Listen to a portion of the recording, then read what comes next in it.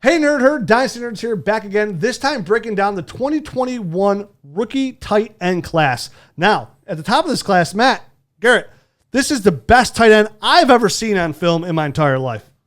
Who is it, Rich? I mean, they probably know. I'm not telling. Ooh. There's only one way to find out. Keep watching. Ready, set, hut, hut. Welcome to the Dynasty Nerds Fantasy Football Podcast, where we discuss Dynasty strategy, rankings, and all things NFL. So get ready to geek out on fantasy football with your host, Rich Dotson. And welcome to the Dynasty Nerds Fantasy Football Podcast. I am your host, Rich Dotson. Who are you? I'm Matt O'Hara. This guy over here, forget he's living in a different world. He's just doing whatever he wants. My earpiece wasn't in. I couldn't hear. He said, I wasn't ready. He's like, my earpiece wasn't in. I'm sitting right next to you. I couldn't hear you. It sounds weird when one's in and one's not. It is kind of weird. Yeah. Oh, and by the way, I'm Garrett Price. Okay, good to meet you too. Thanks. Hey, nice to meet you.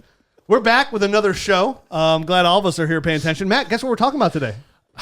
Your favorite subject, I believe. The 2021 tight end rookie class. Yeah.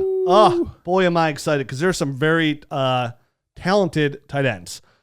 The top being very heavy, like one of those like melon heads heavy. That's pretty top heavy. Oh, yeah. Extremely top heavy.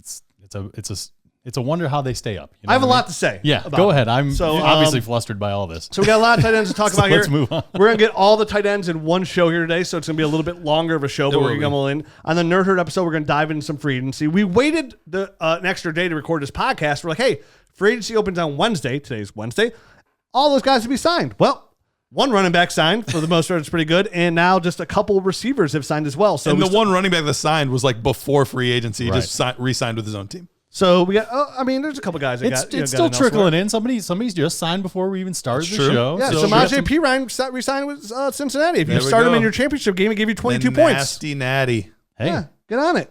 Come on, buddy. You got Joe Mixon. You better back him up with a sandwich. Yeah. A sandwich. Like Ja Rule said, you better, the big fine thing, you better back that thing up. So let's get into it. But before we get into today's show, the 2021 class, I do have a special announcement to make here. We have a new partnership we're partnered up with DynastyDepot.com that we're very, very excited about. Absolutely. So we're going to introduce you to the owner of Dynasty Depot. He's going to kind of tell you about how this new partnership is going to work and how it's going to benefit you, the Nerd Herd, and our listeners, because we have some really good promos here. So it's an introduction to Dynasty Depot. It's going to take about 10 minutes. I really hope you guys take the time to listen to this. Some really good info in here about Dynasty Depot, about how not only can you expand your Dynasty game, but how you can actually make some money now playing Dynasty Fantasy Football with an opportunity for free to win up to $500,000. It's worth listening there as well. $500,000. Not $500. No, 500,000. But his site can make you 500 too. There's a lot of information here. You're going to be very intrigued about what he has to offer. Take a listen to our new friends at DynastyDepot.com. All right, Nerd Herd, just like we said, we have a new announcement to make, and I'd like to introduce somebody who we're very excited about partnering up with here at Dynasty Nerds, and welcome to the Nerd Herd family. And I hope you guys all open your arms as well for our new partner, and that's Dynasty Depot. And today I have with me Nelson, who is the owner and founder of Dynasty Depot. Nelson, how are we doing today? Rich, thanks a lot, man. We're so excited to be associated with you guys, and hopefully, your crew, takes a liking to us and likes what we put together, man. We're really excited. Can you give our audience, can you let them in on what Dynasty Depot is, Nelson? Can you give them a little insight on here? What can take their Dynasty game to another level? It is, man. So we have opened the industry's first auction site for FFPC Dynasty teams. You are able to bid, buy, and sell Dynasty teams on our site. There's teams that you can buy for $1. There's teams you can buy for $5,000. People are making profits. People are selling to get rid of teams. It just opened up a lot of different avenues for people in Dynasty. Yeah, I love the idea, Nelson. I love what you guys have brought to the table here for Dynasty, because some people, the way I look at it with Dynasty Depot, and I love about it so much and glad to have you a partner, is it expands the game of Dynasty where some people, one of the funnest parts of Dynasty one is getting into a new league, right? Starting a team, drafting, and then you run that team. And what's nice about the FFPC is you're getting in, you're joining the league and you're committed to your team. It's not like you're getting with a bunch of buddies a lot of time. It's just you're joining these random dynasty teams. And some people, they like to run a team for 2 to 3 years, and sometimes they get burned out of the league, or they just want to move on and try new ventures. You give a new platform to allow people to sell dynasty teams. And what you've seen on your new platform, a lot of people sell these teams for a profit. What we found, it's turned into the best of both worlds. It's a stock market for dynasty fantasy football teams. People are buying low, making trades. I see the team posted up 10 days later for a couple $100 more. And that's really what it's turned into. It's turned into a day trading thing. It's turned into a way for people to unload teams. It's turned into a way, listen, not everybody has 3-4 weeks to draft a maiden team. So they're able to buy right in, at the team that they want, their favorite players. Or what's really cool is, somebody can get into a $500 league for maybe 50, 60 bucks on a guy that wants to get rid of his team. You make some moves and it introduces you to higher levels of play. Yeah, this is a nice platform for all different skill sets of the dynasty player. The novice, the skilled player. Maybe you've been listening to Dynasty Nerds podcast now for the last 7 years, and you think you are the cream of the crop when it comes to dynasty fantasy football. And maybe your skill set is rebuilding teams. Like Nelson said, you could buy a $500 entry fee team for like 60, 70 bucks. Use your skill set at playing dynasty, rebuild that team, win a championship, and then get out, sell it for a profit, double dip, win the championship, sell it for a profit, go buy another team, reload that as well. Because sometimes you'll see these leagues that, hey, I have an open in my dynasty league. It's a $400 league, but it's crap, right? There's nothing good on there, but you're like, I don't want to pay $400 to get in here. Because that's what the FFPC offers. They offer high stakes dynasty leagues. Now, when we say that you've partnered up and this is offers for FFPC, and the FFPC is a high stakes platform, a lot of our audience might not even know what the FFPC is, which we just converted over for the Dynasty GM right now. You can auto import all your leagues on the Dynasty GM. Nelson, can you tell us about the FFPC and your personal relationship with them? FFPC, you can run a league. It's anywhere from $77 up to $5,000 leagues. The meat and the potatoes are their $250, $500, and $750 leagues. There's thousands of these leagues. Now, FFPC is a 1.5 tight end premium short bench. We carry 20 roster spots. We cut down to 16 March 30th. So it really is an advantage to the better players, on how you handle your teams with FFPC. But the difference is that 1.5 tight end premium really makes a difference when you're drafting, when you're seeing Kelsey go at 108, when you're used to him going at 310. So strategically, you have to gear up. So what we tell all of our people, especially our newer members at Dynasty Depot, get in something cheap. Get in a $77 league. Find yourself a $25 team. Get acquainted with FFPC before you go banging up into the higher leagues. FFPC is such a great platform. This is a platform, like Dennis said, that holds thousands of leagues. And this is a dynasty platform that has never had a league fold as well. So not only are you getting into a high stakes league, but you're getting into a high stakes league that you have confidence that will be in there year in and year out. And then when you're ready to get out, you're no longer having to try and find a new owner, or you have this guilty conscience where you bailed on a league and it's high stakes. All you do is go to Dynasty Depot and you sell that team, and maybe you're okay with taking a loss, or maybe you're okay with taking a profit on a good team. This is a really good opportunity for our audience to try a whole different level of the game, Dynasty Fantasy Football, which we love so much. So Nelson, can you tell us how our Nerd Herd members today can get started on Dynasty Depot and take advantage of this new partnership we have? So we have what's called a rookie membership at Dynasty Depot. It's $49.95. Gives you all the bid, buying, and selling you can eat. We throw other perks at you through the year and on the side, and it's a lot of good stuff. But for the Nerd Herd, it's $14.99 for 12 months. It's $110 a day to be able to come onto our site, bid, buy, sell. Hell, man, there's people that we have some members that don't even do a lot of business with us, but they come on just to look at other teams, do evaluations of other teams. There's a couple hundred teams on the site right now that you can go through before you even sign up, which is fine. You go to dynastydepot.com, click teams for sale right on the homepage.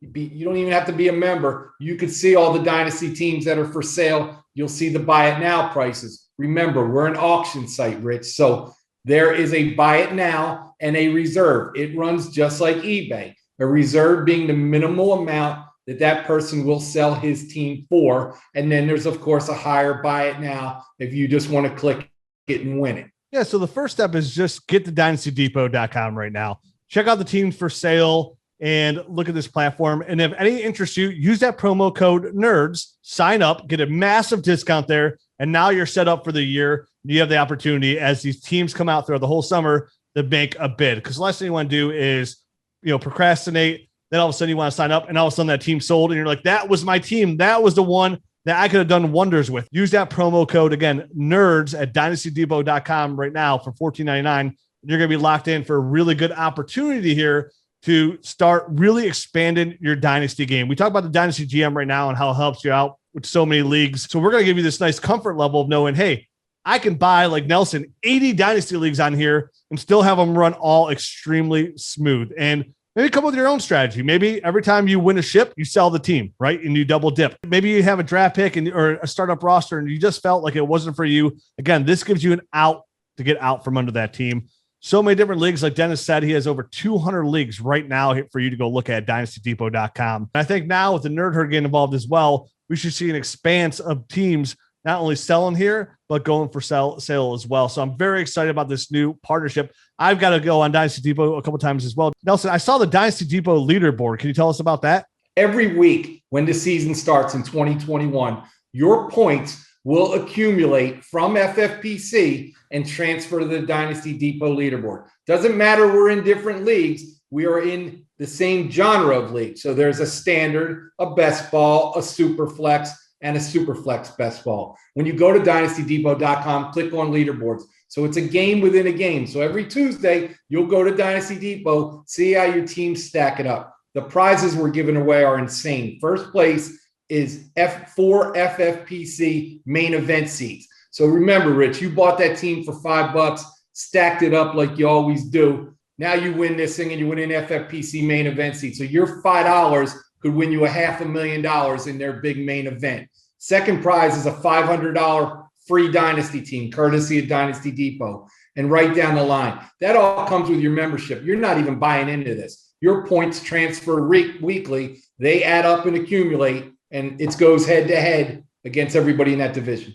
I mean, listen to this, Nerd Herd. There's not many opportunities we get on this podcast to offer you $500,000. Right. And that's what we're doing right now. It's simple. And you don't have to do anything special. Like Nelson said, you literally just got to go in and manage your dynasty team. I know tons of savvy dynasty owners out there right now listening that can build a very quality dynasty team. If you can build it, that $500,000 could come. This is a great opportunity to invest in yourself and have a good time doing it. Because again, why are we listening to this podcast? Why do we play Dynasty in the first place? It's because it's such a fun experience. We all know we handle more leagues. Nobody's in one Dynasty league. It just doesn't work that way. It's just too great of a game. So get out there today, get to Dynasty Depot, check out these teams, check out FFPC.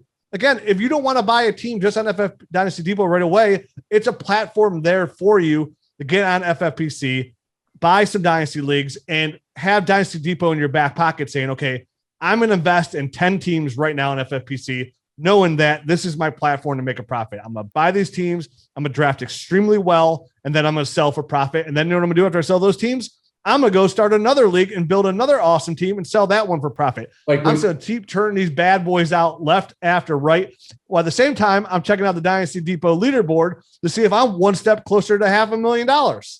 You remember the text I sent you about a week ago, because after 2 weeks ago, we started getting into this stuff, and it was a $500 team. And I showed you the bid. It was at $5,000. People are selling these teams for 3 to 7x of the league entry fee if you've got a stacked team. There, you can make more money without playing it down on Dynasty Depot. You don't even have to play the year. You might get first place money. That's what people are doing on Dynasty Depot right now. Yeah, I absolutely love it, Nelson. I think this is a great platform. It's exclusive why we brought you on the podcast today to spend extra time talking about this, because we believe in it so much. You know, we have a lot of advertising opportunities, a lot of partnership opportunities. We take those very seriously because we want to make sure whatever we're doing is going to benefit our audience. And I don't think there's many things on here that we've talked about that benefits our audience as great as a platform that you created. So thank you for that. Again, because what we're always trying to do is grow the game in Dynasty. And I think this is another big step in that direction. So do you have any veteran savvy tips maybe for new beginners on your market today where they can help out?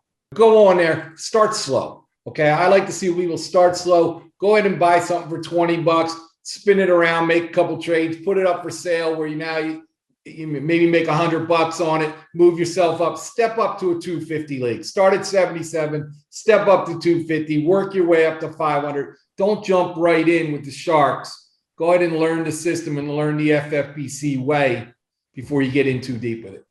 There you have it, folks. DynastyDepot.com. Make sure you use that promo code NERDS for that great discount.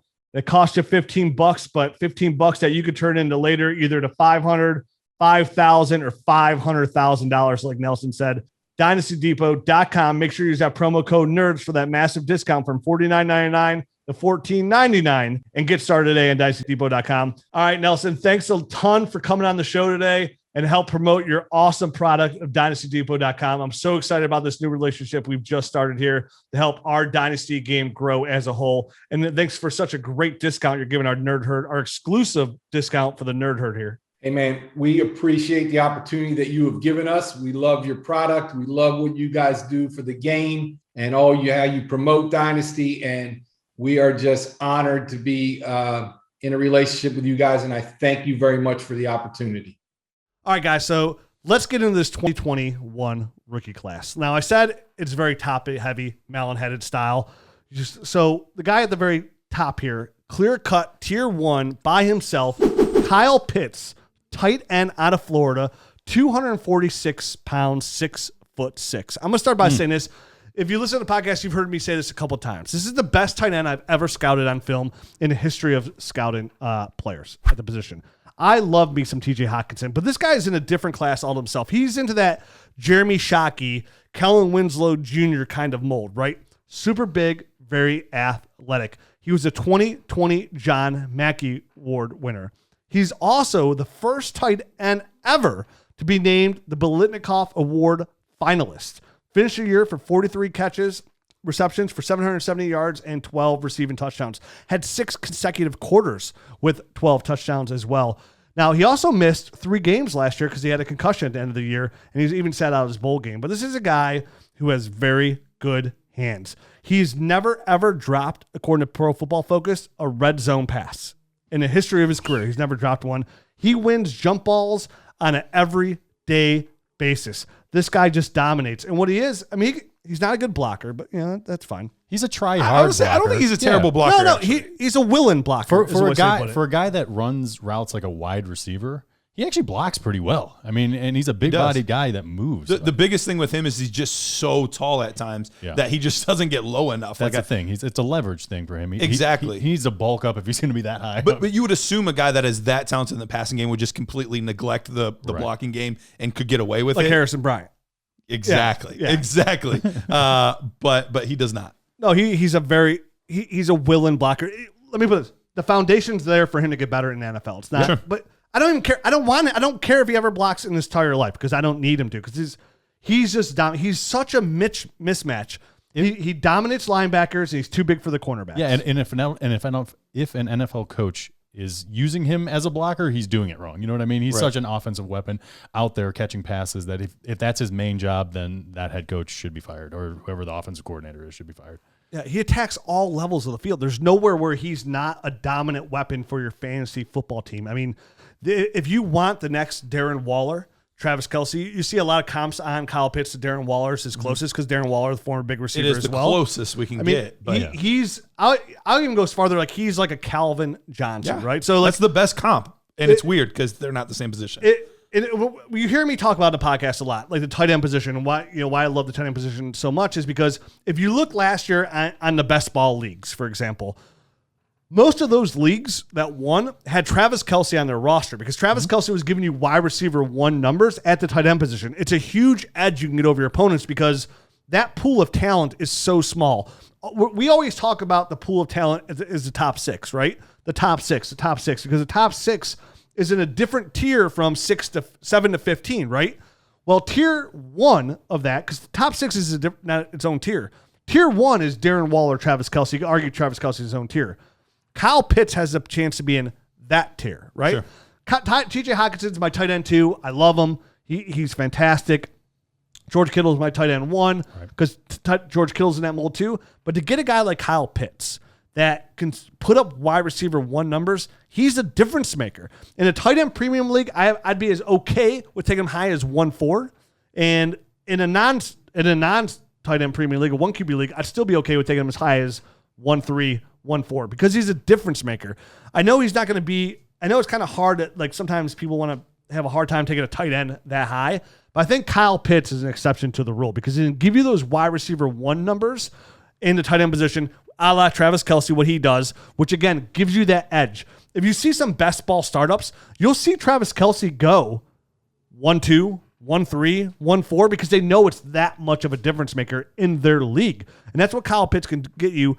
And what I really think he's going to make the difference is not only on his receptions, not only on his yards gained, but touchdowns. He is absolutely such a mismatch versus anybody in the NFL right now, and that's touchdowns. And touchdowns are the bread and butter when it comes to fantasy football production. And this is what he offers on top of the receiving yards, on top of the receptions. I mean, he gets in and out of his breaks, and he catches the ball like a wide receiver. He catches it. He's a hands catcher. Sudden, you know what I mean? He's not one of these big guys that's lumbering and kind of rounds off his routes. He's sudden in and out of his breaks. He can sink his hips. For a guy that's 6'6", 246 pounds, that's rare. It doesn't happen. And you know, not to mention the fact that he can go up, like you said, on the jump balls and out jump guys. I mean, most tight ends, they're big and that's how they use their height. They're just big. They normally can't also on top of it jump. You know what I mean? They don't have great verticals, but this guy can go up and do it, and he uses his hands so well. And he's a basketball player type athlete. Absolutely. At the tight end position. And those are, you know, we see a lot of like converted tight ends that or converted basketball players that become good tight ends. I don't know that he necessarily has the basketball career that, you know, we talked about with like Jimmy Graham or Antonio Gates or different guys like that end up panning out. But it's that same type of thing that you would have expected to see had he been, you know, a big time basketball player. He really is an incredible prospect.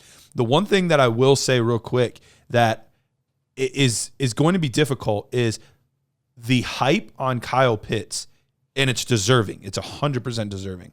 But the hype is so high. I'm not sure I'm going to have a ton of shares of Kyle Pitts just because, like, I don't know that I can quite, like, in a 1 QB league, take him at 3 or 4, which I could see him going there at times. I wouldn't argue, is what I'm saying. Right. Like, if you but I do think there's going to be somebody in those leagues that are going to try to take him top 5, and that's going to be the hardest part. Is he's so talented and worth it. Tight end's just it's a really hard one to project. It is. He's the clearest one we've ever had, probably, but it's still just so hard to predict. There's so much evidence on the contrary too, to say like the Eric Ebron type of guys or the Evan Ingrams, high draft picks. But Eric Ebron had hand issues even coming out. Like he didn't have when you saw him, like he didn't have the strength that Kyle Pitts has. That's the difference for me. Like I'm not comparing him to some of these other guys that went high because he's different in that category. Mm-hmm. That's why I went back to the when I was watching like stuff like on Jeremy Shockey, Kellen Winslow, guys that still went really high, but had no questions on the hands, right? Like Eric Ebron was a great prospect, but his hands were never the great, and you never looked at him and gave him a Calvin Johnson comp, for example. I really think this is an outlier. I wouldn't say, oh, guys, I'd be okay with him going at 4 in a 1 QB league or Italian Premier League if I wasn't that confident in him. I think he's a difference maker from day one, the moment he steps on the football field. And again, I understand that I think it's a problem a lot of people in Dynasty are going to have. Like, well, there's Jalen Waddle, there's Devontae Smith, there's Devontae Williams. Yeah, that's great, but you can find other guys like that. Sure. You cannot find Calvin. Like, just imagine. Again, and here's the thing too. It's a bodies theory. There's only so many bodies that are like this guys and that can move like this in the world. Like, you know what I mean? It's the world theory. Like he's LeBron James, essentially playing football is what it is. And he's only 20 years old, right? So he doesn't turn 21 till October. So this is a guy, just imagine if you can go back in time right now, and I told you guys right now, and I told everybody listening, you can get Travis Kelce, who's 31 now, and the production Travis Kelce is going to get you for the next 10 years right now. How high are you taking him in this draft? And that's why I told you right now. Like, this guy is Travis Kelce right now. He's going to give you Travis Kelce production for 10 years at the tight end position. How high are you taking him? If that's the output that you're that you can guarantee you're going to, then you can take him one. I mean, you can argue that, fair enough. That's worth it, because any other person that you're going to take there, who knows? It's a crapshoot. And the running backs obviously have such a short window that, obviously you could bump him right up ahead of any of those guys. So then you're really just talking Jamar Chase and Smith. See, and here's the problem. Those guys are the argument anyway. Again, everything's a gamble, right? We're playing. This is a risk. All draft picks are risks. Yeah, it's just our best educated guess. If you're asking me though, Rich, give me the for sure things in this draft, things that you would literally have to bet your life on. You have to give me a player or two. The two players I would bet my life on that we're going to have talent at the next level would be Najee Harris. It's going to be Kyle Pitts. That's my only for sure's, right? My only for sure's are going to be really they're going to produce and you're going to be happy with them, right? There's going to be no dud effect. And you said I can only pick one, it'd be Kyle Pitts. 100% it'd be Kyle Pitts, hands down. I don't know if you read his stats from this past season, but he only played in 8 games. He had 43 receptions, 770 yards, and 12 touchdowns. That's 12 touchdowns. So, do the math. There's 16 games in the NFL. He played 8 last year. Just double those numbers. 86 receptions, 1,540 yards, and 24 touchdowns. Does that sound like an okay season? It's that easy at the next level. Just boom. And the cool part about him is sometimes you have these freak prospects, and they do one thing really, really well. That's a special part about him. He does a lot of things really, really well. It's not just he's got to win the jump ball or he's not going to be successful. It's not he's just got to, fix, he's got great hands, but, I don't know about what, literally you can point to every category that matters for fantasy purposes. You can throw him screens. You can throw, anything. He's got his over-the-shoulder ability. They can catch over the shoulder like a wide receiver. To really crappy pass as well. He does. And I think that's the thing that, going back to your point, Rich, that's what does give me the hope that I would maybe even consider taking him that high, even though I don't think that I will, but I would consider it because of those things. I also feel very strongly that the likelihood of him busting, everyone has a chance to bust, sure, but the likelihood of him busting is so minuscule compared to most players. And it also depends on your team. Who's on your team? Where your roster? Where's your biggest needs? And I'm not saying I would, again, this is not me saying take him I'm not sitting there on this podcast going, you got to take him at 4. Right. I'd say I'd be okay with it. You know what I mean? Right. In a Superflex tight end premium, I want one of those 4 quarterbacks, 1, 2, 3, 4, essentially, right? If I need a quarterback. And then I love Najee Harris because Najee Harris is a difference maker. I think if Najee Harris pans out, you can get Kyle Pitts. That's the thing. For any good running back, you can get a high-end tight end for the most part. But again, try and get Travis Kelce if he's 25 years putting those numbers up. George Kittle right now. Try and buy George Kittle. You're paying a high-end premium for that because it's that much of a difference maker on your team. So for me, Kyle Pitts, I'm okay with taking him that high. Sure. I want to see where he ends up in the NFL draft. I would love him on the Chargers. Yes. I did a guest podcast at the Feverish Fernaro podcast. He's like, where's your dream landing spot? I'm like, the Chargers. Hands down. You match him up with Justin Herbert's arm, and you got Austin Eckler in the backfield with Mike Williams and Keenan Allen on the outside. The middle of that field would be so open for him every single time. He's going to have 85 catches for 1,300 yards and 20 touchdowns. Can you imagine the Chiefs-Chargers games twice a year with those two offenses? That would be pay-per-view TV. That would be. And whoever drafts him, he's going to go top 10. And whoever drafts him, they're going to utilize him like Travis Kelce's used, like how Darren Waller is going to use. He's going to be there. There's nowhere he's going to go where he's not going to be the focal point. I would love him if somehow say Dallas. Ooh, Dallas would be nice. With all those other weapons. That's so much. See, Dallas, I wouldn't be as in love with because there's so many other weapons there. There's so many other balls to go around. Carolina, I would love him in Carolina with Joe Brady. I know, but you know what I mean? They're going to pound the rock with Zeke. So many other places for the ball to go. I mean, I like him anywhere, to be fair. But Dallas would be a little bit lower on my list for him, personally. All right. I would because I want him to go somewhere where he could be I want him to be the focal point of this offense, essentially, in the passing game. That's where that's how strong I think he is that number one target. First or second option. No lower than that. Yeah, and I think that's what he could be in for the Chargers, personally. Dallas would be a nice fit as well. I think they really need to fix their defense. I think they have enough weapons on offense. But he's one of those prospects, doesn't matter where he goes. Go to Arizona. I love him there. You know what I mean? It's I think Arizona would be a good spot too. It's going to be a nice spot. Put him in Cincinnati with Joe Burrow. I'm okay with him there. Which is weird that Joe Burrow, the Cincinnati offered Kenny Galladay a 1-year high contract. I did see that. That's interesting. Sounded Cincinnati. We'll talk about a free agency show. So for Kyle Pitts, for me, can't miss prospect. Does everything well. He's basically a giant wide receiver. He's Calvin Johnson. I was gonna say he does things better than well. I think you're understating it when you say he does everything well. Because I mean his blocking I think he does well. Yeah. And that's like his lowest type of measure, I think. If you guys were to, now I know you guys don't do other scouting for other positions, linemen, that kind of stuff. But as far as like what you guys have seen, if you were to give him a grade, do you think he would be the highest grade out of any player at any position in this year's class, or even a lot of the years? Oh no, Trevor Lawrence would be the highest graded player in this class. That was going to be my question between him and Trevor Lawrence. Yeah, it's hard because you hear about like the offensive lineman like Sewell out of Oregon, like supposed to be really good. You hear about, but for me offensively, yeah, he'd be pretty high. Again, he's the best tight end I've ever watched on film, ever. He's probably, how about this? He's probably one of the biggest difference makers. You know what I mean? Like you can argue he is the biggest difference maker. Quick trivia. From a fantasy What's the highest the perspective. tight end's ever gone in the NFL draft? Vernon Davis. That is incorrect. 104. 104, I thought. You see, this guy, I already told him. I thought it was 4 though, also before he said Matt, you something. get credit. Thank Jared you. doesn't. Yeah, 4 is the highest. Mike Ditka. Like I was just saying, it went was at Ditka, 4. right? It was, And there was if you two give me other one more guys. second, I would have said it was Ditka. I was trying to think of who it was. It was all pre-60s like that. Yeah, there was one guy in the 60s, one in the 50s, and one in the 70s. Then it was Vernon Davis, Kellen Winslow Jr. Hawkinson's up there because he was at up there 8. Yeah. So, but I think before we get off Kyle Pitts, one thing I want to reemphasize here then about Kyle Pitts is everything we talked about obviously makes him sound like the second coming of Travis Kelce, which is fine. But the most important thing that I want to harp here is when we scout these players, we're looking for things that they could do well to help their NFL team, but most importantly, to help your fantasy team. To me, Kyle Pitts is fantasy football gold, right? You know, you hear me talking about like these players are dynasty gold. Kyle Pitts is dynasty gold. That's what he is. So not only is he very talented, we see a lot of players that are very talented. O.J. Howard for the Tampa Bay Buccaneers was a very talented tight end. But we had a little bit lower because he didn't scream fantasy production because he's a really good blocker, right? So that doesn't. Hunter Henry's pretty solid, you know what I mean? But he's not dynasty gold. So for me, Kyle Pitts is everything you could ever dream of out of a dynasty tight end. Travis Kelce, Darren Waller, George Kittle.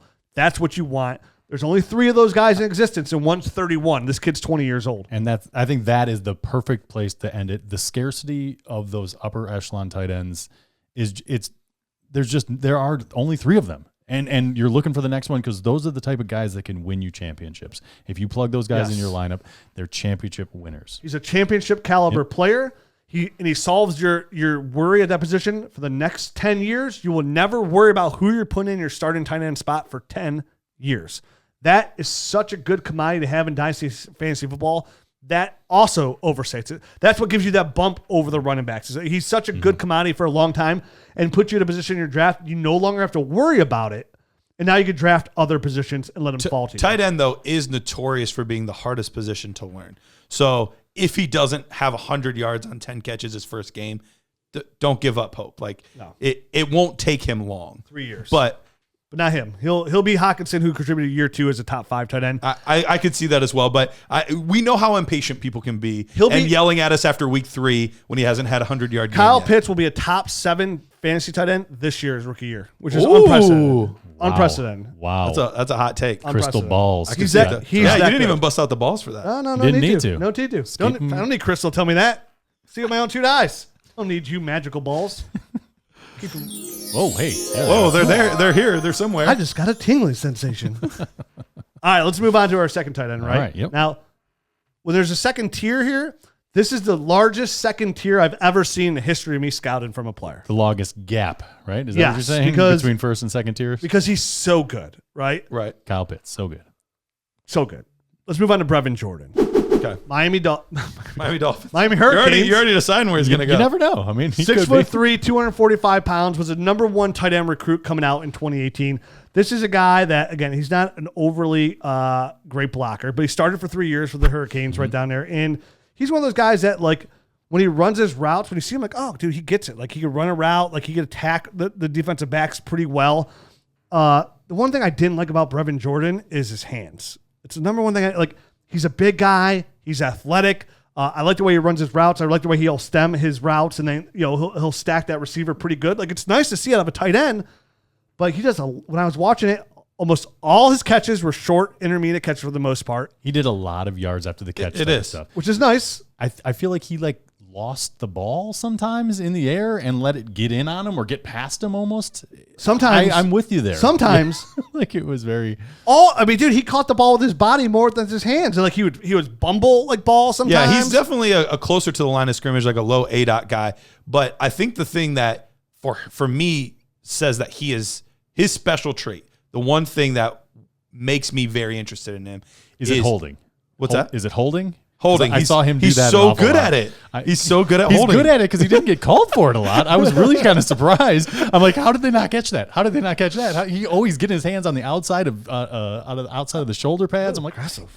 Yeah. No, the thing for me is it's the yards after the catch, and it's his ability to actually make guys miss as a tight end, which is not a. I don't know that I've ever said that in watching tight ends saying this guy will make people miss in the open field. He jumped over a guy. You don't say that about tight ends. You just don't. Yeah. They're big, they're physical, they're lumbering, they'll run you over, they'll jump over you. But those are all good adjectives. But they're not going to juke people out. They're not going to hurdle people. That's put a shoulder into him. I mean, he can get. You're not tackling him with the arm. He could take if you put an arm around him, he can make a play Yeah. with the ball in his hands. And I think that is the thing for me that I would, even though nobody wants anyone to go to this team, if there were to be another team that were to use two tight ends well, I would love to see him go to Baltimore and just feast off of all of the low A-dot stuff and just go buck wild with it. Well, they just traded for Josh Oliver, so that's they not sure happening. did. Oh, did they really? I didn't even see that. Yep. They traded for him today. And I get, and listen. So low A-dot stuff. I mean, you're talking. He just did a lot of little stuff where he's going behind the line of scrimmage and they're just dumping him little swing passes. Yeah. That's mostly what I saw on And he had tape. some problems with those at times. Yeah, well, he dropped some of those as well. Yeah, literally. It'd be a swing, a quick out, across the thing. He catches it, into his body, falls out. Yeah. Right. So I think you and I have a very similar feel of Brevin Jordan, where I think he's athletically has gifts. Yes. But he definitely has issues. So to me, I mean, I'm not sure he's a guy that I'm going to latch onto unless he finds himself in a situation that I cannot say no to. You know what I mean? And I don't know what that perfect situation even is right now. But I'll note when I see it. I wrote down. I wrote down. I would like to see him in a West Coast offense where they keep things short and sweet to get the ball in his hands. Used kind of like Austin Hooper when they had him in Atlanta, where he was the tight end, kind of essentially one. Where I can see a team that's using him a lot of on screens, screens, out routes, inside shallow, screens. all those shallow routes, anything that gets in the ball in his hands really fast, right? That's what I like to see. Because there's a lot of concerns here. When I mentioned Kyle Pitts Dynasty Gold, I don't see that here at Brevin Jordan. I see a guy who could help an NFL football team, but I see a team that has a lot of worries because, I mean, if you press him and he has to do a contested catch, he's going to fail every single time. He was terrible on all the tape I watched versus contested catches. And couldn't make a single one. He didn't go out he's not a hands catcher. So the ball's away from him, he struggles, right? And if the ball's in him, that was my biggest negative as well. That he is more of a body catcher than a hands catcher, and that is the biggest drawback for me. And he's actually a little bit undersized too, at only 6'3". So, but I think if he is used similar to Irv Smith Jr., how Evan Ingram was early in his career, I think he compares to those players very favorably. And I think he has a very similar skill set to those guys. I see a path for success. I see a path as well. I'm not sure how much of an appetite an NFL coach is going to have for the drops. You know what I mean? Yeah. He's going to have to I think he's going to have to improve in that area in order for him to succeed. And people have done it. It's not impossible to do. Yeah. But you've also seen people not do it and just disappear from the league. You know what I mean? Or just turn into a blocking tight end. They improve on their blocking, and that's their role. Sure. So from a fantasy football standpoint, if he doesn't improve his hands, I'm just not sure if he's ever going to tap that potential. I can see him being he'll finish the year once as tight end 7 overall. The hype will get a little bit high. And then I feel like he's gonna be one of those guys right around if he pans out, right, tight end 9 to tight end 14, right in that range. It's just, and there's a lot of those guys. We were talking about, there's a lot. You can get Logan Thomas for the draft pick you would get here, and he'd probably offer better production. So I mean, we're talking Kyle Pitts in the early part of the first round to the mid part of the first round is probably the range that he's going to be going in, and now we're talking about tight ends that I think are going to be Second end of the second round or into the second round, and guys that are going to be the third. Well, actually, the next tight end we're talking about, I actually like a lot. I do too. I do too. I think I would take him in tight end Premier League significantly higher. For me, Brevin Jordan, I feel like there's other tight ends in here that we're going to talk about. So he's got some warts, I guess. Brevin Jordan. Yeah, right? like guys like Noah Gray, for example. I like Noah Gray a lot. You know what I mean? Like if I'm looking for upside, it's just Brevin Jordan worries me. There's a lot of red flags there that make me think that because he's going to be a hot name. I think he's going to be a high enough draft prospect. I think he's a hot name right now in the Dynasty community. Yeah. I would just say be wary. I feel like the draft pick that you're going to use on Brevin Jordan, you can go out and get somebody a little bit better or that's going to give you the same production that's more guaranteed. Similar You know what I mean? upside later in the draft. Yeah, Right? Exactly. I mean, Logan Thomas is older, but like I would rather have Logan Thomas than Brevin Jordan, which is crazy. I mean, you know what I mean? I don't It's not disagree crazy, with that. but- Like you've already gone through the development process with him. Yeah. Obviously, Logan Thomas is older, but at least you've seen a little bit on the NFL level. You've seen him do it. So I don't disagree with that either. It's a lot of things to worry about with Brevin. It's his hands, and that's the number one thing. Again, Sure. We're talking about Kyle Pitts. His hands are great for him. The body catches, the inconsistency, the fact that the ball has to be on him. He can't really spread out for the ball. If you put a body on him, I feel like if I'm a defensive coordinator, you're gonna put him out here. Like I'm just gonna press him every single time. Press I'm him. a big-bodied a defensive back here. I'm gonna press him, and he's gonna fail every single time. And I think he's going to have issues in blocking unless he cleans that up because I really do think he was very handsy on tape. I will say, and I think it is just simply I'm a little bit higher than you guys are on Brevin Jordan. If they're pressing him, I think he's a good enough athlete and a good enough route runner to be able to beat guys. Now, if it's contested catch situations, I don't have a ton of confidence in him. I'm with you on that. But I think you guys are underselling his athletic ability a little bit. No, on some of those types of things. Like you can't just put a safety on him, press him, and say like, oh, he's locked down now. Like I think he can beat a lot of coverage. But he's not the type of player that I mean, obviously, I'm not throwing him jump balls in the end zone. Exactly. Right. No one's going to be Kyle Pitts. So it's hard to watch Kyle Pitts and then go back and watch these other guys and have, it's not very have like fair. a really favorable opinion of him. And you're not going to him in the red zone. And if you have a tight end that doesn't produce in the red zone, he's almost worthless. He really is. Because if you're not scoring touchdowns, you're at tight end, you're almost worthless because you're not getting the receptions and you're not getting the yards that you need to be high end. So that's a good point. So like again, I'm not arguing you like his athletic ability, right? Like I'm okay with his like his short, quick slants on here, the way he's able to get on top of a receiver there, and I like that. And I love him with the ball in his hands. What I'm worried about at the next level getting him the ball. is getting the ball in his hands to produce enough at a high enough level. Like you said, no coach is going to live with those drops. No. Nobody's going to live with all those body catches. Those body catches in the NFL that he had in Miami that I was watching, multiple ones that he didn't catch, could be easily in the NFL interceptions. Yeah, Right? interceptions are just drive killers, man. You're looking for at 5 yard out.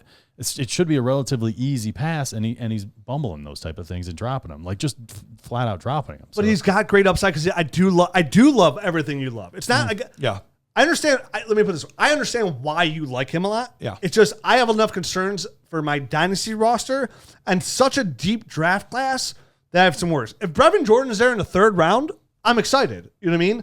If he's in the second round, I could do better here at wide receiver, right?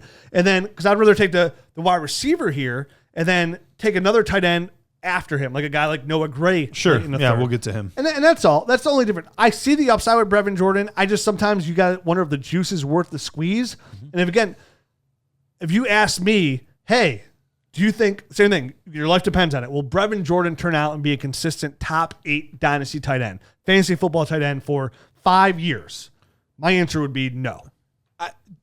No, mine would be no as well, but I would have a hard time So there saying you that go. for almost any rookie coming out in the past few years other than Hawkinson and Pitts. Noah Fant, I would have said that yes about. I don't know that I would have. Mark Andrews, I would have said that coming out. Confidently. I loved him coming out. Gesicki, I liked coming out. Like something like that. I could see that. Like, again, with Brevin Jordan, when I watch his tape, I'm like, this does not equal success at the NFL. If you can clean that up, for sure. But what's the hardest thing to clean up?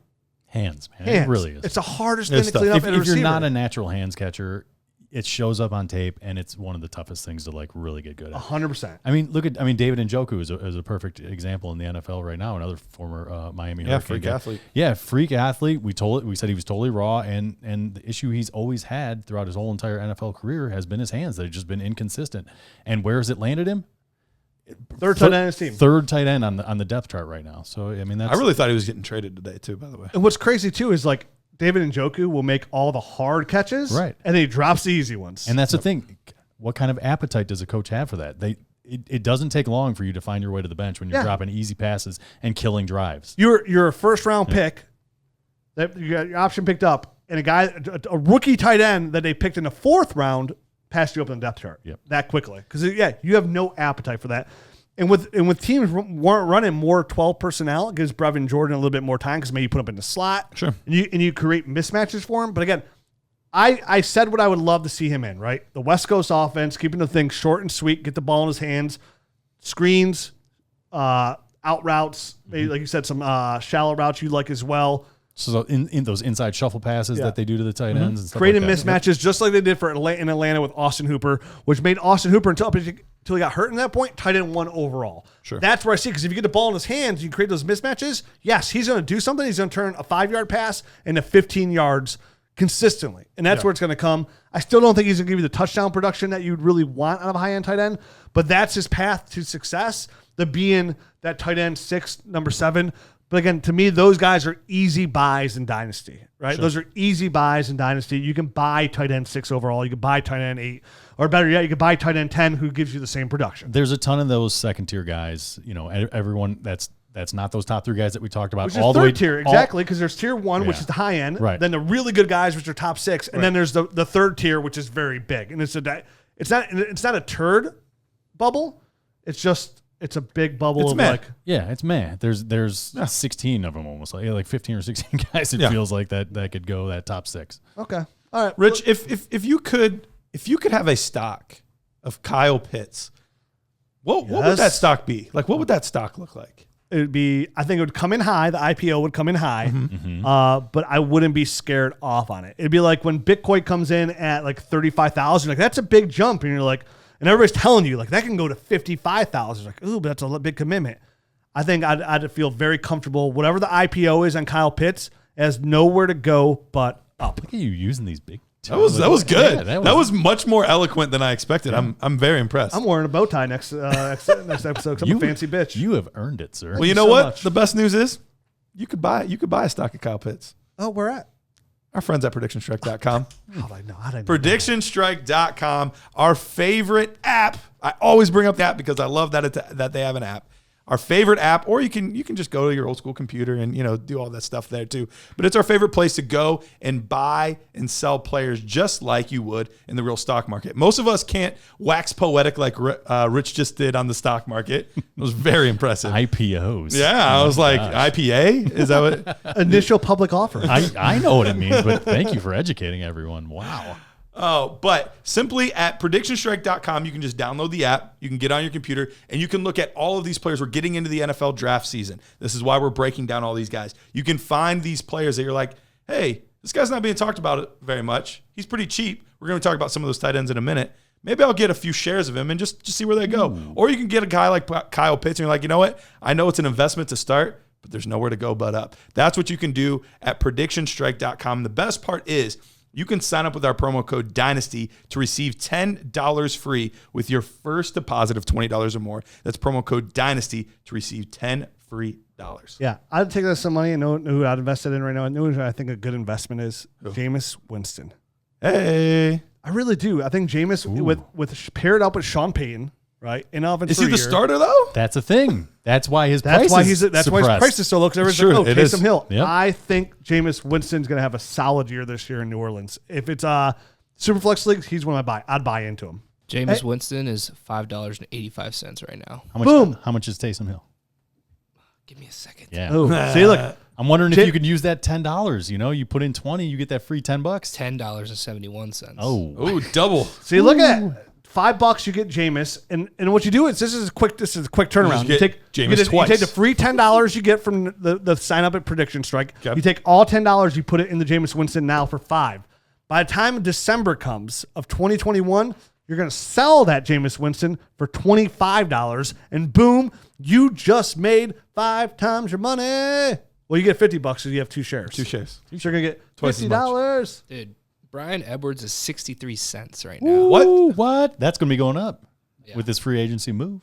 Give me that too. Yeah, I mean, all of it. Yep. dude, look at that. If you take that free 10, okay, you take $5. Man, you invest in look at this Jameis guy. Winston. Woo! You This get all of a one sudden share, became the prediction and strike then, show. and then you get 5 shares of Brian Edwards. We should do a prediction strike show. We should, but it'd be fun. if we had time. But right now, we still are talking rookie tight ends. We got back into it. A tight end that I like a lot. That's Pat Good tight end. Freiermuth out of Penn State, 6'5", 260 pounds.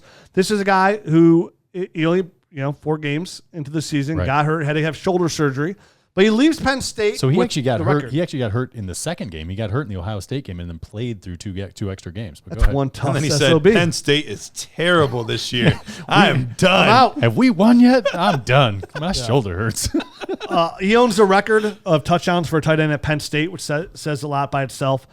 This guy is everything you want out of a tight end, right? He can block solidly. But Very he's really solid, yeah. he's a really good athlete. He's kind of like a Hunter Henry Sure. plus kind of athlete. Of a really good route runner for his size. He's really good off the line. He's got really good quick speed and burst off the line, which I love to see off a tight end because like a lot of tight end, you want to create those short area mismatches. Absolutely. He does that really, really well. When he goes up and gets the ball, he attacks the ball excellently, right? Very. He's somebody go up there. If you want to see a couple one-handed catches, he has those on tape. You want He to see has him pop very the ball strong up in there, hands. one-handed, very, very strong hands. This is a guy that is going to be a quarterback. He's going to be the best friend. Yeah, the Best friend. The safety blanket. I like your comp to Hunter Henry. I said the exact same thing. Like I did a little conclusion here, and I wrote Hunter Henry, like a more athletic Hunter Henry or Austin Hooper type of guy. Who's just their quarterback's best friend. Like you said, they can work the middle of the field. They can find soft spots in the zone and present themselves to a quarterback. These are all important things for just reliability from a tight end, and I think he offers that. Plus, Hunter Henry's a nice fantasy option, but I think this is a more athletic version of him, so I think he's got a higher upside. And that was going to be my point. Is I think a lot of people they're going to see the 6'5", 260, and they're going to think like an inline guy, a guy that's going to be a mauler, and no, he can move. Yep. Like he can move. He can get open. He's really savvy with his route running, and especially more so for tight ends, more than other positions. Like the feel that he has in zones. Because that's a big thing is a lot of times you're not getting man coverage as much on the tight ends. You're getting a lot more zone coverage over the middle. He has a really good feel for the dead spots in the zones. Very, very intelligent Sits in player. him, turns, shows his body, here's my numbers and hit him. And then he's going to drag some guys. But and there were even plays that I saw him line up in the backfield, a little bit of creativity. He's a very complete player. I saw that in film too. Like he'll improvise, which I love to see out of a smart tight end. Where he'll have his route and then he'll see the soft spot in his zone. And he'll break off it, and he's like this, waving his hand. And boom, tight end hits him instead of that 8-yard route he had, 18-yard route that he got. All of a sudden, very solid. I said for a guy of his size, you mentioned the size. He's very athletic. Like his burst is fantastic. Yeah. So for me, this guy is a very solid fantasy football option. I like him in a tight end premium league as high as 2.2, 2.3, that range right around there. Again, from a tier standpoint, it's Kyle Pitts. Then for me, it's out of this class, it's Pat Freiermuth. And then we're ending the next tier, right? For me personally, because I'm 100% with you there. He's one of those guys that's kind of like TJ Hawkinson, right? Mm-hmm. He does everything well. I think T.J. Hawkinson's a little bit more athletic than Pat Freiermuth. He's a very special tight end. Sure. That's the reason he went top 10. But he's going to help an NFL team and he's going to help your dynasty team at the same time. In the right system, this guy could finish as easily a top 6 dynasty tight end. I think so too. On a regular basis. And he's been doing it for a while. Like he looked good on tape 2 years ago as well. So, and obviously I had to watch a little bit of that tape as well because he only played 4 games last year. So for me, this is a guy now. I saw a couple things on there where I feel like he's a little bit more comfortable when he has like the off coverage, right? Like when he's not being pressed. Because when you press him at the line, it's where I saw him struggle the most. Like that's where he kind of got thrown off of his balance. He struggled a little bit more there. Like when you pressed him on film a little bit, like it was hard. Like he couldn't get into his route, couldn't get open. Like there's no production there. I know exactly what you're talking about, and it's funny because we talked about how strong his hands are at the catch point, which is one of his best attributes. Mm-hmm. But he actually doesn't always use his hands well on his routes. He doesn't do a good job of getting guys off of him. He doesn't do a good job of ripping through, creating separation with that. So that's going to be the thing for him is I don't know that he's going to create as much separation as some of the other guys will, but it doesn't matter. Yeah, I think, he'll struggle getting consistent separation at the next level. That'll probably be something for him. But I think there's some techniques that he could learn as a route runner in his routes, like and get inside defenders a little bit better. That can help take his game to another level. I think he's a really good example. Like Pat Freiermuth, year one, consistently what we see out of tight ends, nothing. Year two takes a step forward. Now all of a sudden he's like, ooh, kind of like a sicky. Let's get a little bit more involved. And then year three of him, like he shines. He's in that upper tier of dynasty tight ends. And the good news is these are very nuanced things that coaches can teach. It's not like we're worried about his athleticism. It's not like we're worried about, him catching. It's not like we're worried about his blocking. Like these are the things that he's able to do, the core things he's able to do really well. But there are just a few nuanced things that could easily be coached up at the next level. You can, we talk about how important it is to be a good route runner for a receiver, and it is, like, that's very important. But you hear it from NFL coaches all the time that, this guy came in as a trash route runner. We worked with him for a year or two, and look at him now. So those are definitely things that can be fixed at the next level. And we didn't really touch on the blocking, but as far as these top three guys, I mean, I think best by quite a bit. Yeah, easily. Yeah, and I think we probably all see that on film, but I just wanted to at least mention it. No, you're absolutely right. So everyone else hears it as well. So I think he's got an easy path to being on the field just because he is probably the best blocker out of these top three. Easily. Yep. Yeah, very solid prospect. I like him a lot. My number 2 dynasty tight end. He's mine as well. This is Yep. These are rankings I could say now before I get through the process. For tight end, it's easily Kyle Pitts, and then it's Pat Freiermuth, like easily for me, and then it's everybody else. And I think I could let some of these guys get dictated about where they go in NFL draft and what system they line up. They kind of help me pan out my rankings because I think every other guy we're talking about going forward has upside at least. Like it's this tight end class isn't straight doo doo. You know what I mean? It's not a turd sandwich. But do I think these guys will be contributors? There's nobody else that'll probably go on the first 2 days. Like these are all day 3 guys. We're going to talk about from here on out. Yep. So next guy we're talking about is Hunter Long, Boston College, 6'5", 253. A guy who just at Boston College, he when called upon, he got it done. This is a guy that caught a first down on 60% of his passes at Boston College. Like he was a guy that they're going to trust to make and move the change. This is a guy who's a pass catching tight end, right? Like he's at what we see him as like, okay, this guy's not the greatest blocker out there, but he can go out there and be a receiver, kind of like a Harrison Bryant, right? Yep. Really Similar good hands, could make the good solid catch there. He can get separation. For him, it's just he's not physical. He's not a physical tight end. Yeah, no, I saw him have some dropsies when he I did too. when he ran into some sort of any sort of Contested catches type situation.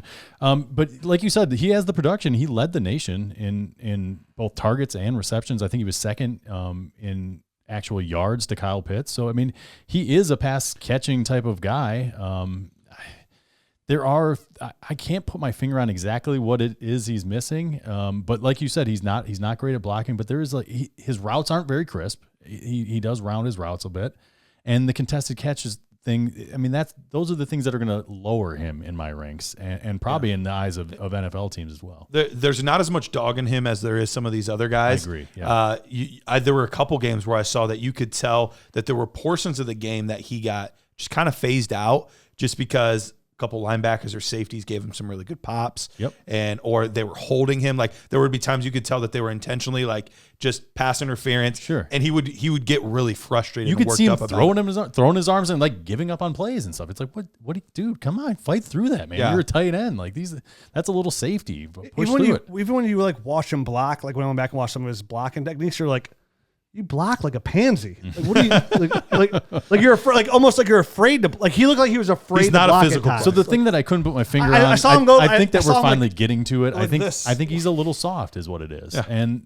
that stuff doesn't really play at the NFL level. So the production is great, and I think he's got enough athleticism to at least intrigue you a little bit. But he's gonna have to get some dog. I don't know where you find that. Come on, guy. They don't have that at the convenience store. So on the corner, soft. I want my ice cream soft. I don't want my NFL tight end soft. That's just a little bit ridiculous. You don't want your tight end soft. What's weird because this guy, when you want, like if you were to watch his highlight, if you're like, okay, I'm gonna watch Hunter Long's highlight tape, you're going to come away like, this guy's a good, solid tight end. But when you get through the whole process, you're like, oh, man, this guy kind of be pushed around a little bit. But, like, when he has a chance, when he is open, he'll go out, he'll make the catch. Like, he'll extend his hands, make a really nice catch. But, like, you put a body on him, man. And also what you said about his route running, it's like he rushes it at times. Like, it's like. So we talk a lot about a lot of these guys being sudden and crisp in their routes, and he's just neither one of those things. No. So I don't know if they just didn't have very many better options than him or how he ended up with all the production that he did. But I feel like it's college. It's college, and with a guy of his stuff, size, you get away with it when you're 6'5", 253 pounds. There's a lot of things you get away with, things that he won't get at the NFL level. Again, you could press him, get some hands on him, and he's over. So is he like a Drew Sample type to you, like in the NFL? Like, well, the problem is Drew Sample's a really good blocker. Yeah, he is. You're right, and he's not. Right. So it's basically like Harrison Bryant if Harrison Bryant was a wimp. Okay. And Harrison Bryant's way better than I feel like Harrison Bryant's more athletic than him though as well. No?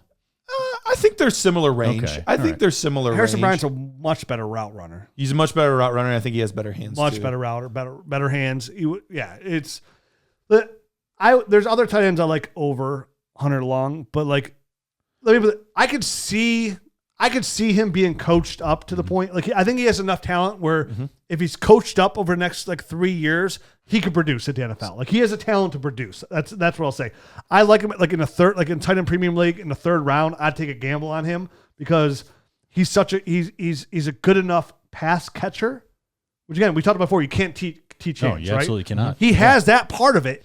He just needs to bulk up, get some dog in his game, and be coached really, really hard. So if he lands in the right typical situation, I could see in 3 years Hunter Long being a contributor for your dynasty team.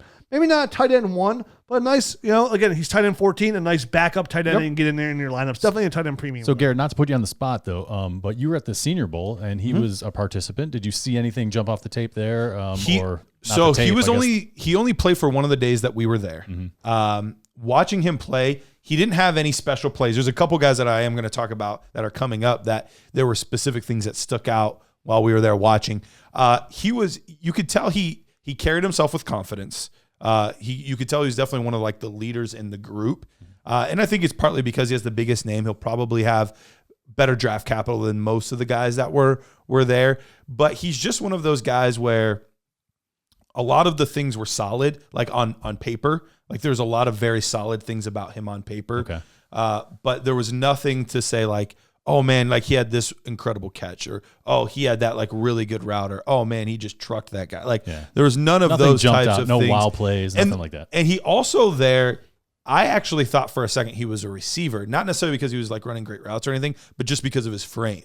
Like he is a little bit more thin framed than I thought he would be. Which he measured in 6'5", 254, so he must be hiding it somewhere. Yeah, I don't know. It didn't feel. I don't know, Jared. You were there as well. Did he look like he was a 254-pound guy?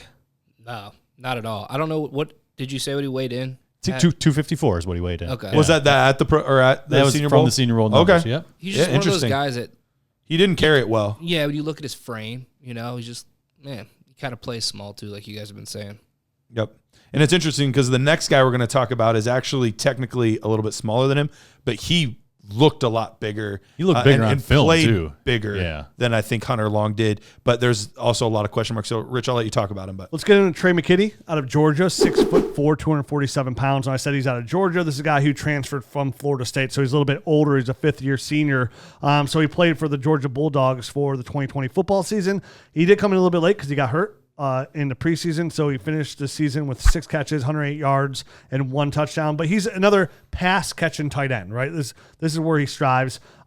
Big guy, fluid. He's a little bit athletic out here, but he's somebody who's like he doesn't a little tight, right? Doesn't get in and out of his breaks very well. Can be for a big guy. It seemed like he'd be pushed around a little bit as well, is what I saw on tape. I mean, I think his blocking leaves something to be desired for Definitely sure. leaves something to be desired. He was so underutilized that it's hard to get a great feel for exactly what you're getting. But he's definitely an athletic guy. He's intriguing. I think he can do some stuff after the catch as well. I would love to see him like kind of be showcased almost like a Hunter Long. You know what I mean? Like get force-fed the ball a little bit more. I don't know if he's just not good enough, or he's missing assignments. Why he's not getting more action? I mean, obviously the injury, and he's getting, he's transferring all this stuff this past season. But even the year before that at Florida State, 23 catches, 241 yards. The year before that, 26 catches for 256 yards. So he's never been like a big part of any offense, but he has the athletic tools that I think would warrant a bigger piece of an offense. He's definitely one of those guys that I wish we had a normal combine this year. Yeah. Because I would have really liked to have seen like what his numbers are. Because I agree, he is a little stiff. Or maybe you said that. He's a little stiff when you're watching him out there. Like he's not the most fluid with his routes and things like that. But when it comes to like going up and getting the football, like he can absolutely do that. Mm-hmm. And that was one of the things we saw at the Senior Bowl. Like there were a couple really nice plays that he made going up and getting the football. And 6'4", 247-pound, 81-inch wingspan, 11-inch hands. 11-inch hands. That's crazy. Massive. That's ridiculous. Massive mitts. And it shows on tapes. He's got really nice soft hands, and you don't see the ball hit the ground. Catches it very naturally on the move too, right? So when he had a one-handed snag while he was there that I saw him bring in at the Senior Bowl. He did well in and the we were Senior like, Bowl. From all reports that I read. Yep. So I wanted to hear if you saw anything there that kind of jumped. Yeah, and I think I actually got even one of his catches on tape. I think we tweeted out from the Nerds account where he had a really nice like in traffic one-handed catch, and everyone was like, "Who is that?" And like we were all like looking on our phone. Oh, that's Tre. That's wow. That was a really nice play. He offers. I did not know his hand size during my house. I didn't look up his hand size. 11-inch paws is. I'm disgusting. I've never heard of anyone bigger than that. We'll put it that way. So. He's the John Holmes of tight end hands. Yeah, never say that again. He offers some good upside, right? He does. He's absolutely. If you're going to want to bet on a guy that I think this guy can make plays. I can't say much more than that, but I think he could make plays. And sometimes that's all it is just we need somebody to go up and make a catch. So like him in Miami's offense in a Brevin Jordan role, I think he would have done more with that role than Brevin Jordan. From an athletic standpoint, from just a not dropping the damn football standpoint. The hard part is his fluidity. Like I would almost feel better about him going down the field. A seam runner. Right. Yeah. More so than Brevin Jordan. He was a lot more side to side, like crossing routes and different things like that, slants. That's more where I think he's going to live. Whereas Tre, like I want him on the safety and I want him to go up and get the ball kind of thing. I think that's where I would feel better. I'm having him line up, break out, hit the seam, and go. And he could do those swing passes though too. That's what he probably could. That's what I was envisioning. Just like that little thing where he's just cutting across the whole back of the offense, a little swing pass, and then turn upfield and go. Design plays for him. Yeah. I can see that. I see that, which you envision too. And also what you're saying, like if you're trying to design for somewhere, he has to get into that by breaking, on a linebacker, on a safety, on a slot corner, like he's going to have trouble doing that from what I see, like what I saw. Yeah. You know what I mean? Like, he's going to have some trouble doing that where I'm with you. I love him attacking the seam on there. I love what you're saying, bring on some swings, maybe some tight end screens even, because when he gets the ball in his hands, he can go. His speed's a little bit surprising with the balls in his hands. That's why I really wish we had a normal combat. So do I. I want to see his vertical. I want to see his 3-cone. I want to see his 40. Like I wish we could get all that. And that's going to be the hard part for some of these lower tier guys, especially ones that we don't have as much film on, which he falls right into that category. Right into that. Yep. It's like we're giving our best guess, but there's just not a lot to go on. Tre McKitty, Georgia, nice upside player we like here. Let's talk about another nice upside player at the time position. Noah Gray out of Duke, 6'4", 240 pounds. A guy who's coming in here, 29 receptions, 285 yards for Duke, 2 touchdowns. Was at the Senior Bowl as well? He was. He was another one that stood out to me. And he's somebody that is, again, a really good hands catcher, solid route runner as well. Kind of looks like when he's out there like a very large receiver, right? Like, oh, this got to be a giant slot receiver out there. Another guy sudden in and out of his breaks, man. Another rare guy from the tight end position.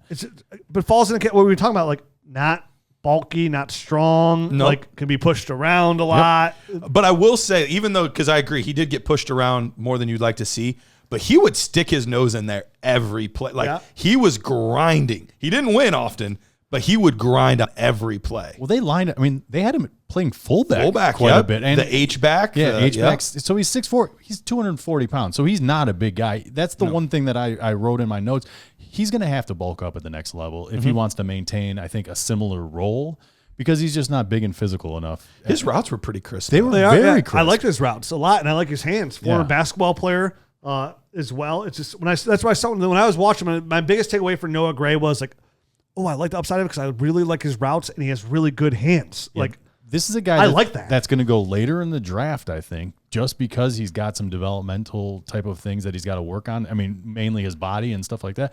But he offers a lot of upside late in fantasy drafts because he's an explosive guy. And if he maintains that explosiveness with the added 10 or 15 pounds that he probably needs to operate on an every down basis in the NFL, I think he can be a pretty nice weapon and can find himself in a starting role. Like he could be one of these guys, these Anthony Ferskers who, 4 years down the road finds himself in a perfect situation where he's a starting tight end in the NFL. And you mentioned how they use him at Duke, a lot of H-back. They probably did the Senior Bowl, and he was lined up in the slot a lot as Duke as well. So he's a big slot receiver.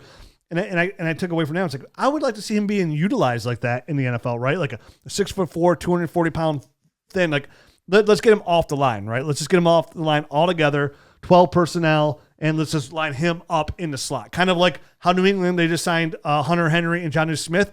Use him how they're going to use Jonnu Smith. They right? signed everybody. What are you talking about? Signed everybody. Everyone. That never works ever in the NFL. So very interesting. For me, Noah Gray is a nice prospect in that. Like if he can do an offense, we're going to be utilized like 12 personnel, but mostly out of the slot. Essentially, is what I like to see him out here. Not really strong enough, big enough to really ask the block. I mean, he could be chippy, but so can anybody. So can a receiver in the right role. So Noah Gray to me, when we went back when I was thinking of when we were talking about Brevin Jordan, where Brevin Jordan's going to go and Noah Gray is going to go, this was the prime example I was talking about. Like I would rather let somebody else draft Brevin Jordan, wait a round and a half, get a receiver there, and then take Noah Gray, who I literally think they offer the same upside. Where Brevin Jordan's got to get his hands together, Noah Gray's just got to bulk up. He's just got to bulk up a little bit and get, I mean, speed's okay, but what tight end is a blazer in the first? That's why you're a tight end in the first place. Sure. If you were a blazer, you'd be a big giant receiver, Calvin Johnson style, right? Calvin Johnson was a tight end body who could run a 4.3. That's the difference, right. That's the difference between a tight end and a big wide receiver. So Noah Gray, essentially, to me, is a big wide receiver that I could love to see utilized in the slot. I don't mind taking him later in the back end of the third round either. Depends where he lands. If he lands in a situation where there's a clear path to production, I can see me taking Noah Gray comfortably in a tight end premium league in the third round, where the tight end in a tight end premium, I can see that. The wide receiver rush is already gone. I think that's where the value is for like a guy like Noah Gray. I liked him enough to put him considerably. Like I would have no argue picking him as my third tight end overall if I had. You know what I mean? Out of this draft class, like I like his fantasy outlook just as high as most of these guys. Sure. I guess is the best way to put it. And I think he needs a few years. So that's I think appropriate spot for him, because if he lands in one of these spots where they've got an established tight end, I think that's kind of the best case scenario for him, where he can bulk up, kind of learn how to operate in the NFL level, and then kind of mature into a starting position at the NFL level. Okay, next guy we're getting out here real quick, so we're running out of time, is Matt Bushman, BYU, 6'4", 239 pounds. Again, a really just a skimpy of a guy, right? Like just real skinny guy. Does not look like a tight end. Again, looks like a big wide receiver. Made some plays there at BYU. Made some big time plays. Smooth guy, catches with his hands. So obviously he missed all of 2020. He tore his Achilles right before the season started. I think it was like the practice leading up to the week one of the season. I don't know how I missed that, but yeah, I didn't play it all. So yeah, he's he didn't get a chance. But 2019 he had 47 receptions, 688 yards, and 4 touchdowns. So he's got some upside. I like him on tape. If it wasn't for a torn Achilles, I mean, I think he would be working his way up into like the number 3 or 4 tight end for me. Just absolutely. Off the tape. Another concern, obviously, he's a BYU student, so he did a mission. He's 25 years old.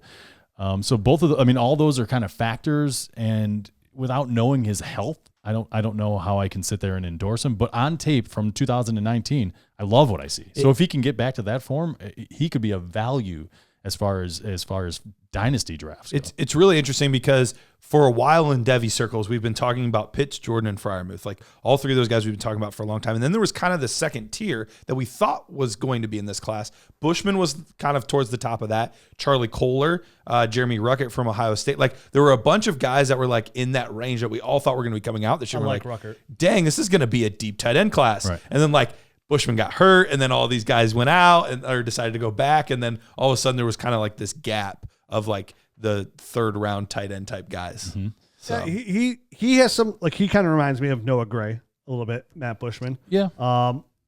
So to me, and you're right, 25 years old, has the Achilles injury, so probably be almost useless in 2021, right?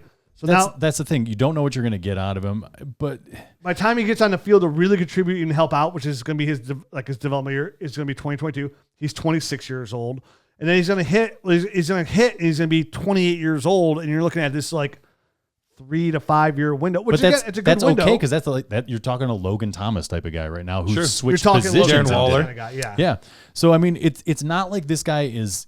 He Kittle's doesn't have older. value, but he's going to have to prove that he's healthy. And that's like the biggest thing. Because if he's healthy, this guy, he's got a lot of upside. I think he offers some nice run after the catch ability, and he's not like afraid of contact or anything like that. So I think he's a complete tight end. And he needs to get healthy and prove that he's healthy and get on the field. Watching some of his 2019 tape, you'd see him like when he go up and get the ball, like he can adjust pretty well. Mm-hmm. You know, looks like a giant big receiver is what he looked like. He does offer some nice upside. When you and I were talking pre-show, we're like, hey, that Matt Bushman in 2019 tape was pretty good, but Right.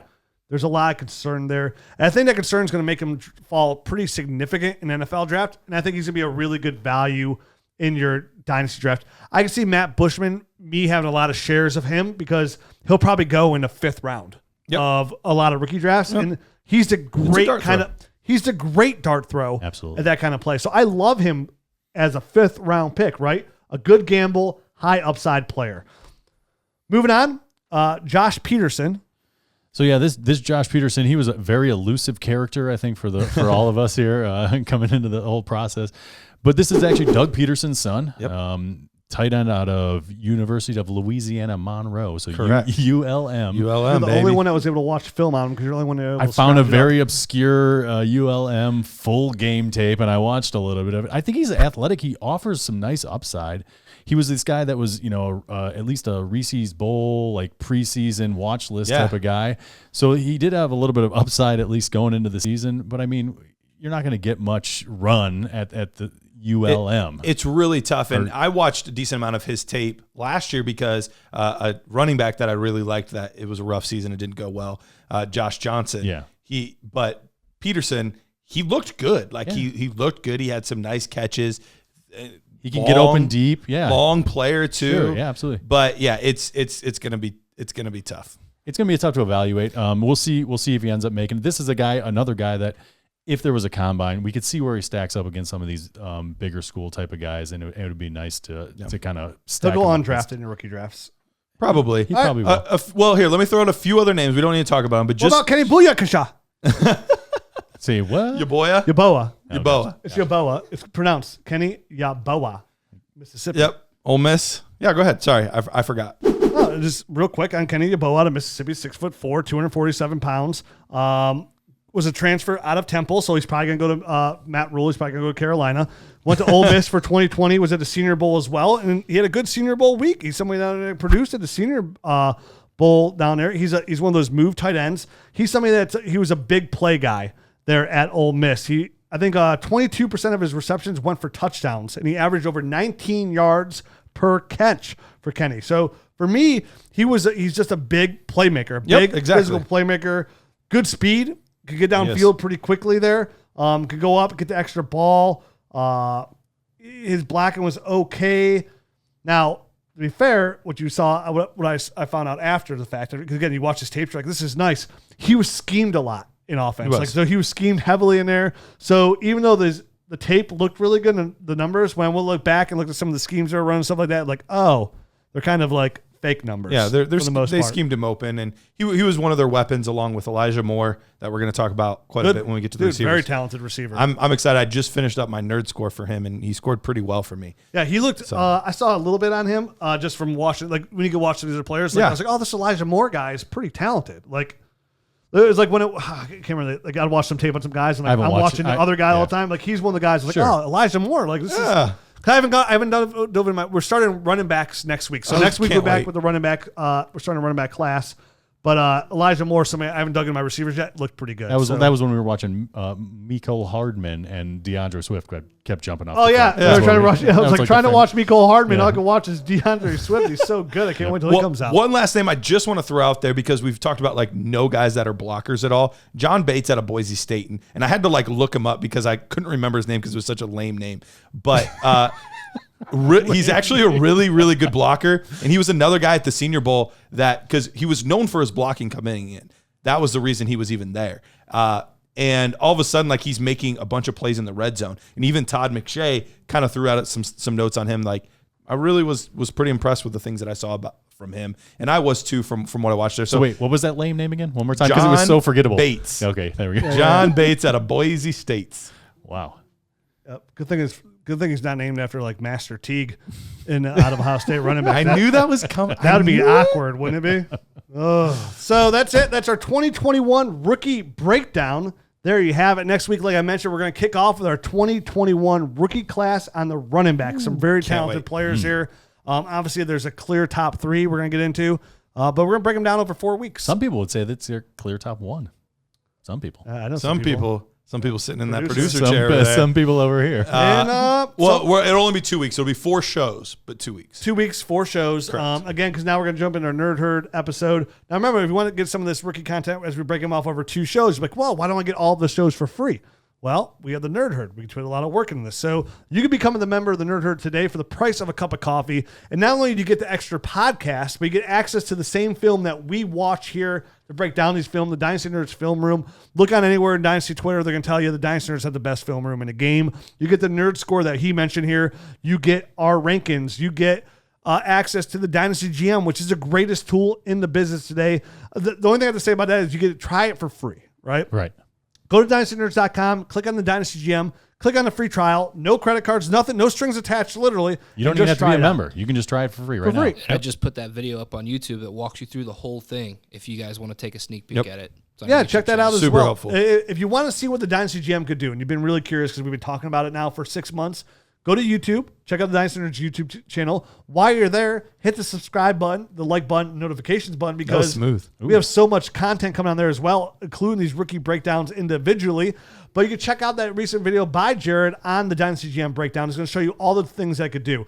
And if you got the Dynasty GM for the first day it came out back in August, and you see where it is today compared to what it was then, which is just a matter of 6 months, it's literally night and day. So you can see that with every new membership we get and all the support we get, we put this right back into the Dynasty community to try to give you the best tools and the best information to dominate your Dynasty Fantasy Football League, because that's what we're here to do. So the more people that join, we do it for the community, right? So you're supporting Dynasty, you're supporting the community. All that goes back into the Dynasty GM tool, because that's our bread and butter for our baby. That's what we love, right? So that's where we're going to put all our monetary that we get, we're going to put into it. So we have so many other things planned for the Dynasty GM tool. If you like what it does now and look where it is from day 1 to 6 months later, imagine what it's going to be like 12 months from now. We have so many other plans for it, but check out that video. Check it out. I'm imagining right now. I got my eyes closed. I'm imagining. Yeah. I know all the good stuff coming, and it's going to be amazing. Good thing you can't stand up right now. You'd be shocking the world for how excited you are. So that's it. Check it out. We'll be back next week with these 2021 rookie breakdowns for the Nerd Herd members. We'll be right back breaking down so far what we know out of this Dynasty, or not Dynasty, the NFL free agency. So a couple guys didn't sign, but there's a couple hints, but we'll get into it. We'll talk about what we do know and cover the rest later. Thanks for listening. Adios.